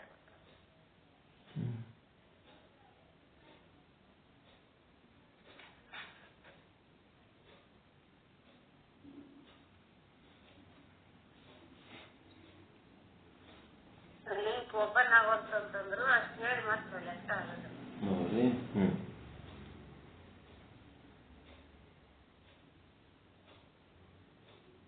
ಎಲ್ಲ ಕೇಳೋದು ಹೇಳೋದೆಲ್ಲ ಮಾಡಿ ಇನ್ನ ಹಂಗೆ ಕಂಟಿನ್ಯೂ ಇತ್ತು. ಏನ್ ಕೇಳ್ತೀರಿ ಕೇಳ್ರಿ ಅಂತ ಡಾಕ್ಟರ್ BR ಬೀಡೋರು ಒಂದು ಕ್ವಶನ್ ಕೇಳಿದ್ರು. ಅಲ್ಲ, ಎಲ್ಲ ರೀತಿ ಸಿಂಥೆಸಿಸ್ ಆಫ್ ಯೋಗ ಅಂತಂದ್ರೆ ಅರವಿಂದಾಶ್ರಮ ಬುಕ್, ಎಲ್ಲಾ ಯೋಗಗಳನ್ನ ಸಮನ್ವಯ ಮಾಡೋಂಥದ್ದು ಸಿಂಥೆಸಿಸ್ ಆಫ್ ಯೋಗ ಅಂತೇಳಿ, ಯೋಗ ಸಮನ್ವಯ ಅಂತೇಳಿ ಒಂದು ಬುಕ್ ಅದು. ಎಲ್ಲಾ ರೀತಿ ಯೋಗಗಳನ್ನ ಕೇಳಬೇಕು, ಅದನ್ನ ಸಮನ್ವಯ ಮಾಡ್ಕೊಂಡು ಹೆಂಗ್ ಹೋಗ್ಬೇಕು ಅನ್ನೋದು ಕಲಿಸ್ತಾರೆ. ಈಗ ಸಿದ್ಧಾಂತ ಶಿಖಾಮಣಿ ಹೆಂಗದ ಹಂಗ ಅದನ್ನು ಎಲ್ಲ ಹೊಸು ಹೇಳಿದ್ರಿ, ನಾವ್ ಯಾವತ್ತು ಫಾಲೋ ಮಾಡ್ಬೇಕಂತ ಕೇಳ್ದಮ್ಮ. ಹೊಸು ತರ ಹೇಳಿದ್ರೆ ನಾವ್ ಯಾವತ್ತು ಫಾಲೋ ಮಾಡ್ಬೇಕು ಅಂತಂದ್ರೆ ಅವ್ರಂದ್ರು, ಅಂಗಡಿಗೆ ಹೋಗಿರಿ ಈ ತರ ಸಾಮಾನು ಇಟ್ರೆ ನಾ ಯಾವತ್ತು ತೊಗೊಳಕ್ ಕೇಳ್ತೀರ ನೀವು?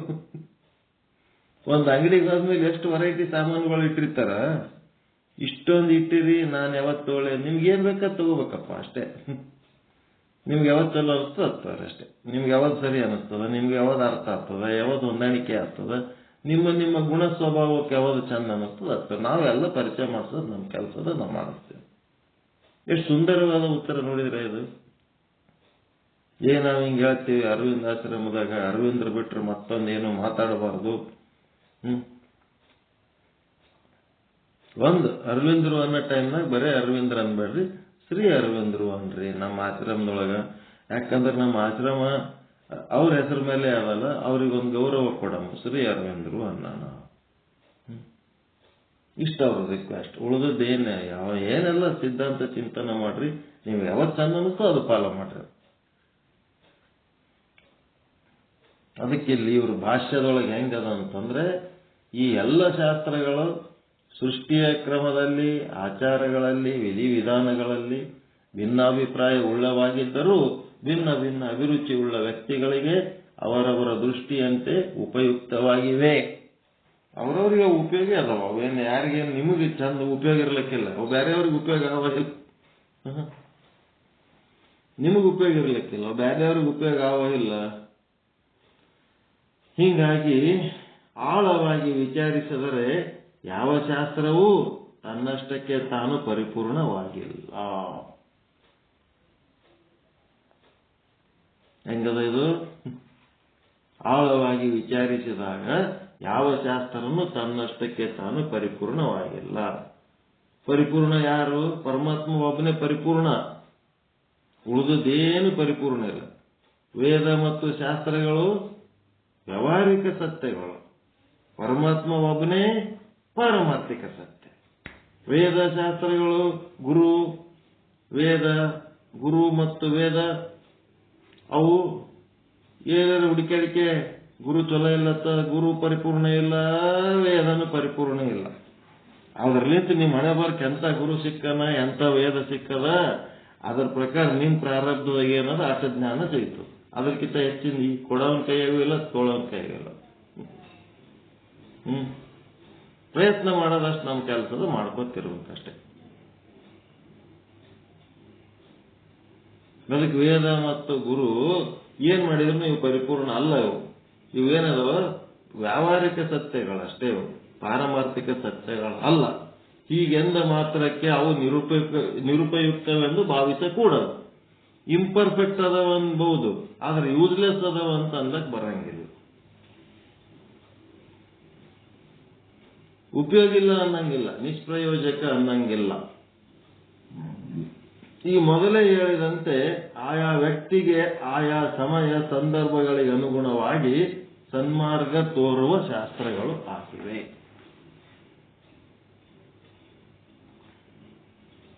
ಆಯಾ ಸಂದರ್ಭಗಳಿಗೆ ಅನುಗುಣವಾಗಿ ಬೇರೆ ಬೇರೆ ಸಂದರ್ಭಗಳಲ್ಲಿ ಅವು ಸನ್ಮಾರ್ಗ ತೋರಿಸ್ತವೆ. ಈಗ ಅಡಿಗೆ ಮಾಡಿ ಚಂದ ಒಂದು ಪ್ಲೇಟ್ನಾಗ ನೈವೇದ್ಯ ಮಾಡ್ತೀರಿ, ಇಟ್ಟು ದೇವರಿಗೆ ನೈವೇದ್ಯ ಮಾಡ್ತೀರಿ. ನೈವೇದ್ಯ ಮಾಡಿ ಅದು ತಗೊಳ್ಳೋ ಟೈಮ್ನೊಳಗ ನೀವು ಸ್ವೀಕಾರ ಮಾಡೋದಕ್ಕೆ ಏನಂತೀರಿ? ಪ್ರಸಾದ. ಪ್ರಸಾದ ಅಂತೀರಿ. ಪದಾರ್ಥ ಹೋಗಿ ಪ್ರಸಾದ ಆಗ್ಯದ. ಪದಾರ್ಥ ಹೋಗಿ ಪ್ರಸಾದ ಆದ್ಮೇಲೆ ಮತ್ತೊಂದು 3 ತಾಸಿನಾಗ ಅದು ಪ್ರಸಾದ ಹೋಗಿ ಏನಾಗ್ತದ? ವೇಸ್ಟ್ ಆಗ್ತದ, ಮಲಮೂತ್ರ ಆಗ್ತದ. ಈಗ ಮಲಮೂತ್ರ ಆದ್ಮೇಲೆ ಅದಕ್ಕ ನೀವು ಯಾಕೆ ಪ್ರಸಾದ ಅನ್ನಲ್ಲ ಅಂತ ನಮ್ಮ ಬಸವರಾಜ ಸ್ವಾಮಿಯವ್ರು ಕೇಳ್ತಾರೆ. ಅದಕ್ಕೆ ಯಾಕೆ ಪ್ರಸಾದ ಅನ್ನಲ್ಲ? ಅದನ್ನು ಪ್ರಸಾದನೇ ಅಪ್ಪ, ನಿನಗೆ ಬೇಕಾಗಿರ್ಲಕ್ಕಿಲ್ಲ. ಇನ್ನ ಒಂದು ಜೀವಿ ಅದಲ್ಲ, ಆ ಜೀವಿ ನೀನು ದೇವರ ಜಗಲಿ ಮೇಲಿಂದ ತಗೊಂಡು ನೀನ್ ಹೆಂಗ ಮೂಗ ಅರಳಿಸ್ಕೊಂಡು ಕಣ್ಣ ಅರಳಿಸ್ಕೊಂಡು ಖುಷಿಲಿಂತ ತಿಂದು ಸಂತೋಷ ಪಟ್ಟಿದಿ, ಇದನ್ನು ಅಷ್ಟೇ ಖುಷಿಲಿಂತ ಅದಕ್ಕಿಂತ ಹೆಚ್ಚು ಸಂತೋಷಲಿಂತ ಅದು ತಿನ್ಲಕ್ಕತ್ತದ. ಅದಕ್ಕೆ ಯಾಕೆ ಪ್ರಸಾದ ಅನ್ಬಾರ್ದು ನೀನು? ಇಲ್ಲಿ ಜಗತ್ತಿನಾಗ one's poison is one's food, one's food is one's poison ಅಂತ. ಒಬ್ಬರಿಗೆ ಅಮೃತ ಅನಿಸಿದ್ರೆ ಇನ್ನೊಬ್ಬನಿಗೆ ವಿಷ ಅನಿಸ್ತಿರ್ತದ, ಒಬ್ಬನಿಗೆ ವಿಷ ಅನಿಸಿದ್ ಇನ್ನೊಬ್ಬನಿಗೆ ಅದೇ ಅಮೃತ ಅನಿಸ್ತಿರ್ತದ. ನನಗೆ ವಿಷ ಆದ ತಿಳಕೆ ಎಲ್ಲರಿಗೂ ಉಪಯೋಗ ಇಲ್ಲ ಅಂತಲ್ಲ.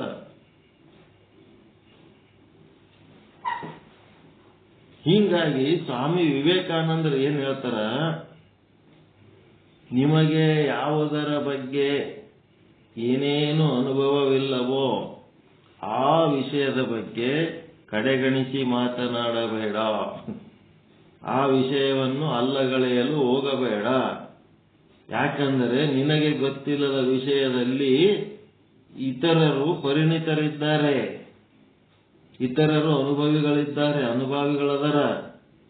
ಅದೇನ್ ತೆಗಿ ಆ ಕಡೆ ಅಂತೇಳಿ ಅಂದಿ ಅವರಿಗೆಲ್ಲ ನೋವಾಗ್ತದ.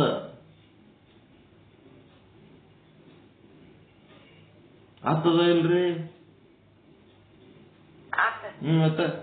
ಮತ್ತೆ ಕಡೆಗಣಿಸ್ಬೇಡ. ಮತ್ತೆ ನಿನಗೊಂದು ಏನೋ ಅನುಭವ ಆಗ್ಯದ, ಏನೋ ಒಂದು ಆಗ್ತದ ನೋಡ್ರಿ. ಪ್ರತಿಯೊಬ್ಬರಿಗೆ ಏನಾರ ಅನುಭವದ ಸುದ್ದಿ ತೆಗೆದ್ಬಿಟ್ರೆ ಎಲ್ಲರಿಗೂ ದೊಡ್ಡ ಅನುಭವ ಹೇಳೇ ಹೇಳ್ತಾರ, ದೊಡ್ಡ ದೊಡ್ಡ ಅನುಭವಗಳು ಹೇಳ್ತಿರ್ತಾರ. ಆತ್ಮ ಅನುಭವ ಒಂದು ಬಿಟ್ಟು ಉಳಿದು ಎಲ್ಲ ಭಾರಿ ಹೇಳ್ತಿರ್ತಾರ. ಭಾರಿ ಅನುಭವ ಹೇಳ್ತಿರ್ತಾರ. ಹೀಗಾಗಿ ನಿಮಗೇನೋ ಒಂದು ಅನುಭವ ಆಗ್ಯದ ಅಂತಂದ್ರ ಅದನ್ನ ಸಾರ್ವಜನಿಕರ ತಲೆ ಮೇಲೆ ಹೋಗಿ ಹೇರ್ಲಕ್ ಹೋಗ್ಬೇಡ್ರಿ. ನಂದೇ ಅನುಭವ, ನಂದೇ ಸತ್ಯ ಅಂತೇಳಿ, ನನಗೆ ತಿಳಿದಿದ್ದೇ ಸತ್ಯ ಅಂತೇಳಿ ಎಲ್ಲರಿಗೆ ಹೋಗಿ ಹೇರ್ಲಕ್ ಹೋಗ್ಬೇಡ್ರಿ. ಅದನ್ನೇ ನಿಮ್ಮ ಅನುಭವವನ್ನ, ನಿಮ್ಮ ಅನುಭವ ನಿಮಗೆ ತಿಳಿದಿರ್ಬೋದು, ನಿಮಗಾದ ಅನುಭವನೇ ಇನ್ನೊಬ್ಬರಿಗೆ ಆಗ್ಬೇಕಂತ ಏನಿಲ್ಲ ಈ ಜಗತ್ತಿನಾಗ. Indian saints can pass through the I of needle.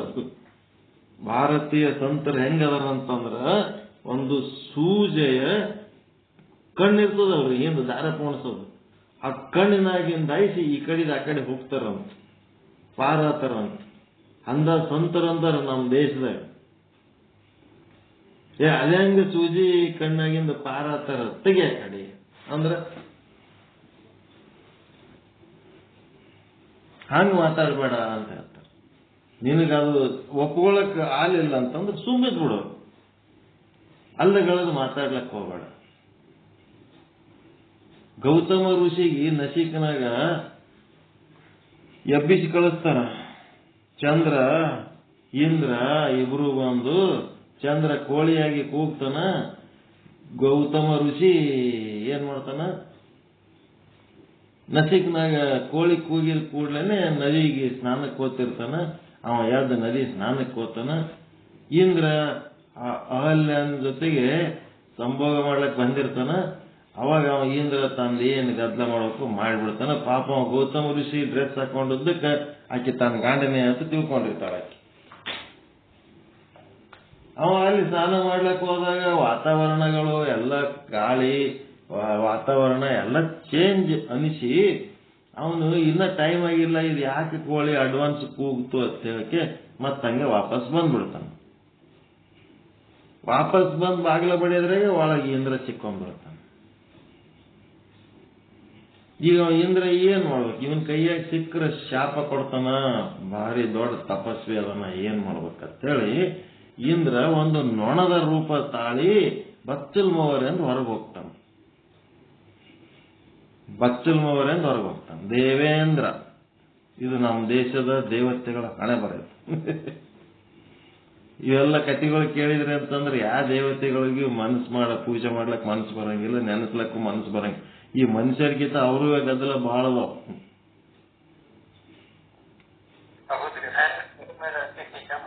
ಏನ್ರಿ? ಅಲ್ಲ ಅನಸೂಯ ತೊಡೆ ಅದೇನ ಅವ್ರದೆಲ್ಲ. ಹೀಗಾಗಿ ಚಾತುರ್ವರ್ಣ ಧರ್ಮ ದರ್ಶನ ಅಂತ ಒಂದು ಗ್ರಂಥ ಅದ. ಆ ಗ್ರಂಥ ಕುಮಾರ್ ಕಕ್ಕಯ್ಯ ಕೋಳ್ ಅಂತೇಳಿ ತಹಸೀಲ್ದಾರ್ ಬರ್ದಾರ ಬುಕ್. ಅದು ಎಲ್ಲಾರು ಸಿಕ್ಕರ್ ತಗೋರಿ, ಬಸ್ ಸ್ಟ್ಯಾಂಡ್ನಾಗ ಅದು ಸಿಗ್ತದ. ನನ್ಗಲ್ಲಿನೂ ಅದ, ಯಾರು ಬಂದ್ರೆ ಕೊಡ್ತೀನಿ.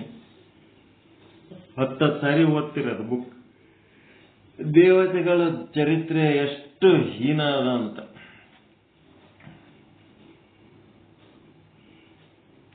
ಏನಾಯ್ತು ಮುಂದ ಅಂತಂದ್ರ ಮೊವರೆಗಾಯಿ ಶಿವತನ ಅಂತ ಇದು ಕತಿ. ನಾವು ನಂಬಂಗಿಲ್ಲ, ನಾವು ಒಪ್ಪಂಗಿಲ್ಲ ಅಂತಂದ್ರ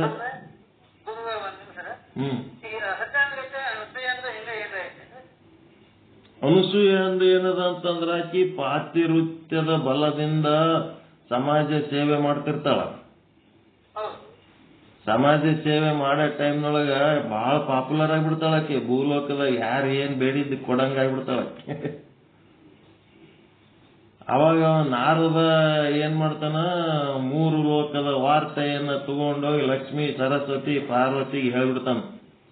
ಹೆಣ್ಮಕ್ಳು ನೀವು ದೇವತೆಗಳ ತೇಳಕ್ಕೆ ಇಲ್ಲಿ ಕುಂತಿರಿ ವೈಕುಂಠ ಬ್ರಹ್ಮಲೋಕ ಸ್ವರ್ಗದಾಗ, ಆದ್ರ ಭೂಲೋಕದಾಗ ನಿಮ್ಮನ್ನೆಲ್ಲ ಮೀರ್ಸಂತಕ್ಕೆ ಹೋಗ್ಬೇಕಿ ತಯಾರಾಗಿಬಿಟ್ಟಾಳ ಅನಸೂಯ ಅಂತ.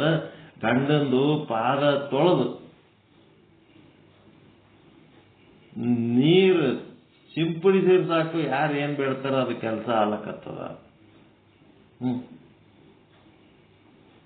ಅವಾಗ ಅಲ್ಲೇನ್ ಮಾಡ್ತಾರ, ಗಾಂಡಿದೇವ್ರಿಗೆ ಕಂಪ್ಲೇಂಟ್ ಮಾಡ್ಬಿಡ್ತಾರ ಅವ್ರು. ಏನ್ ಮಾಡ್ಬೇಕು, ಆಕಿದ ಪಾತಿವೃತ್ಯ ಕೆಡಿಸ್ಬೇಕಂತ ದೇವತೆಗಳು ಸರಸ್ವತಿ ಲಕ್ಷ್ಮಿ ಅಂತ ಹೊಟ್ಟೆ ಕಿಚ್ಚಿನವ್ರು ಬರ್ತಾವ್ರು. ಆಕಿದ ಪಾತಿವೃತ್ಯ ಬಲ ಭಯಂಕರ ಆಗ್ಯದಂತ.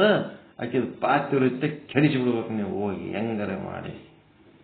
ಇವನಂತಾರು ಅವ್ರದವ್ರು ಮಾಡ್ಕೊಡ್ತಿರ್ತಾರೆ, ನಾವ್ಯಾಕೆ ಹೋಗಿ ಅವ್ರ ಪಾತಿವೃತ್ಯ.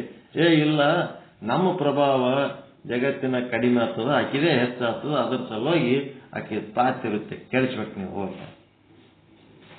ಮತ್ತೆ ಜನರ ತೋರ್ಸಿಗೆ ಅವ್ರು 3 ಬರ್ತಾರ.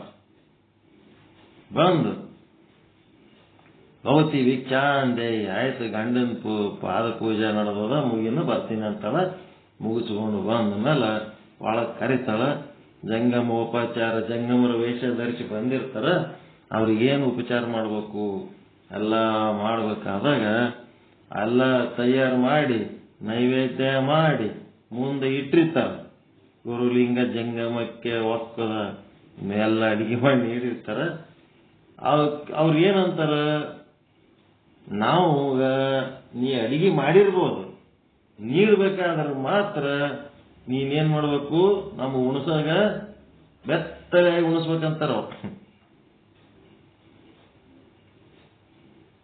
ವಿವತ್ರಳಾಗಿ ನಮ್ಗ ಊಟಕ್ಕೆ ನೀಡ್ಬೇಕು ನೀನು, ಇದ್ಯಾಕೆ ಕರ್ಮ ಅಂತ ಹೇಳಿ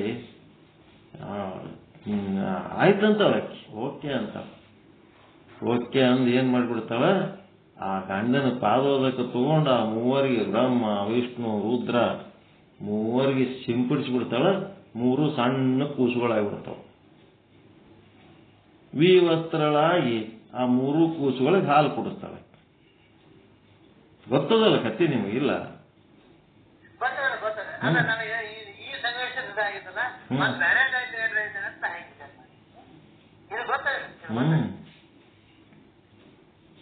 ಎಲ್ಲರಿಗೂ ಗೊತ್ತಿದ್ದದೆ ಕತ್ತಿ. ಹಾಲು ಕುಡಿಸ್ತಾಳ. ನಮ್ ಗಾಂಡಿದೇವ್ರು ಆದವ್ರು ಆ ಕಡೆ ಹೋದ್ರು, ಎಲ್ಲಿ ಹೋದ್ರು ಅಂತ ಹೇಳಿದ್ರೆ 3 ತೊಟ್ಟಲ್ದಾಗ 3 ಕೂಸುಗಳಿಗೆ ಹಾಕಿರ್ತಾಳ. ಅವು ಬರ್ತಾವ. ಲಕ್ಷ್ಮೀ ಸರಸ್ವತಿ ಪಾರ್ವತಿ ಬಂದಾಗ ನಿಮ್ ಗಾಂಡಿದೇವ್ರು ಎಲ್ಲಾರ ಅಂತ ಕೇಳಿದ್ರೆ ಅಲ್ಲಿ ತೊಟ್ಲಾಗ ಅದಾರ ನೋಡು ಅಂತ ತೋರಿಸ್ತಾಳ. ನಿಮ್ ಗಾಂಡಿದೇವ್ರಿಗೆ ಗುರ್ತು ಹಿಡ್ಕೊಂಡು ತೊಗೊಂಡವ್ರೆ ಅಂತಾಳ. ನಿಮ್ ಗಾಂಡಿ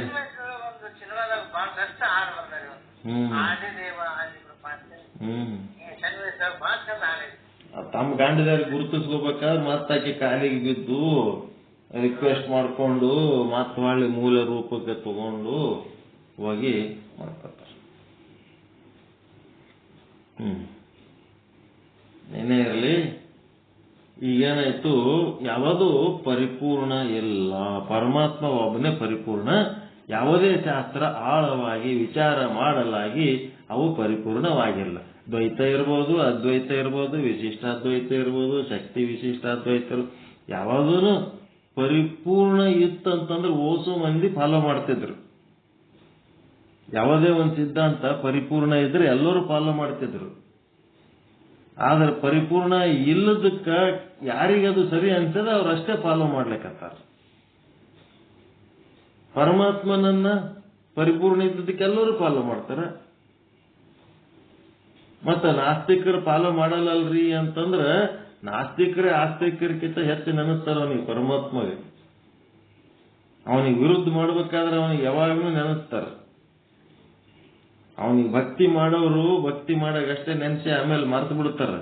ಆದ್ರೆ ಪರಮಾತ್ಮನ ವಿರೋಧಿಗಳು ಈ ಭಕ್ತರಿಗಿಂತ ಹೆಚ್ಚು ಅವನಿಗೆ ನೆನೆಸ್ತಾರೆ.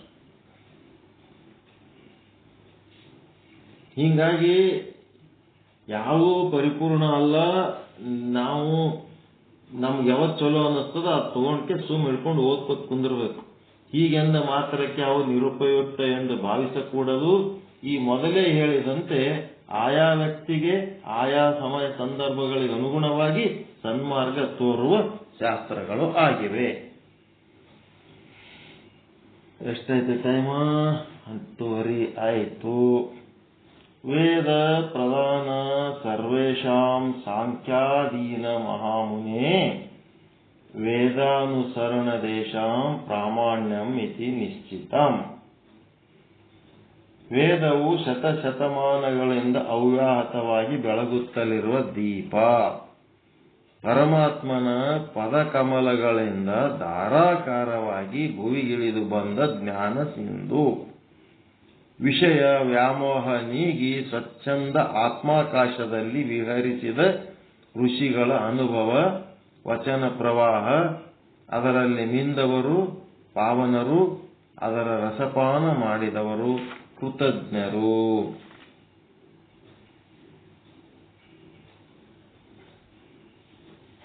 ಹಿಂಗಾಗಿ ಇದರದು ಮುಂದಿನ ಭಾಗ ಇನ್ನೊಂದು ಸ್ವಲ್ಪ ತಗೊಳ್ಳೋಣ, ನಾಳೆ ಮಾಡೋಣ ಮತ್ತಿದನ್ನು.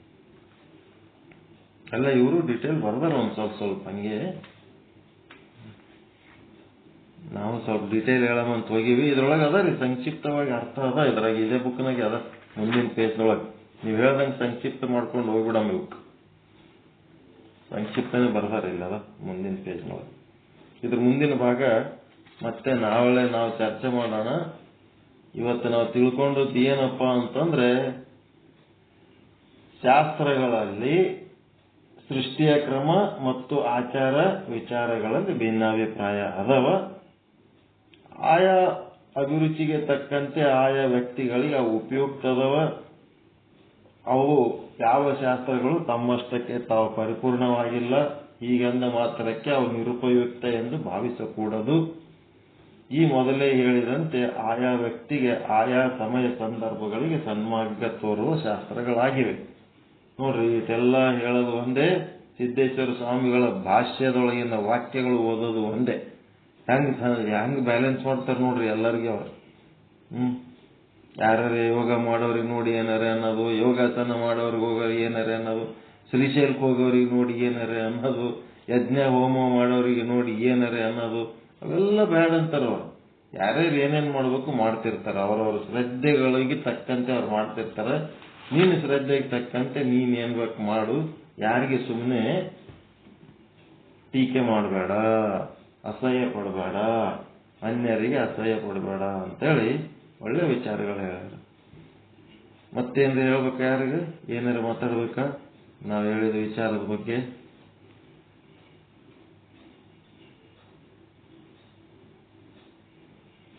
ಏನಿಲ್ಲ. ಪರಮಾನಂದ ಪ್ರಾಪ್ತಿ ಭವ, ಸರ್ವ ದುಃಖ ನಿವೃತ್ತಿ ಭವ, ಇಷ್ಟಾರ್ಥ ಸಿದ್ಧಿರಸ್ತು, ಯಶಸ್ವಿ ಭವ, ಯಶಸ್ವಿ ಭವ. ಜೈ ಶುದ್ಧ ಬ್ರಹ್ಮ, ಜೈ ಜೈ ಶುದ್ಧ ಬ್ರಹ್ಮ. ಓಂ ಶಾಂತಿ ಶಾಂತಿ ಶಾಂತಿ. ಶರಣು ಶರಣಾರ್ಥಿ. ಶರಣು ಶರಣ. ನಾಳೆ ಮುಂಜಾನೆ ಏನದರಿ ಬೆಳಗಿನ ಪಾಠ? ಪ್ರಕಟಣೆ ನಾಳೆ ಮುಂಜಾನೆ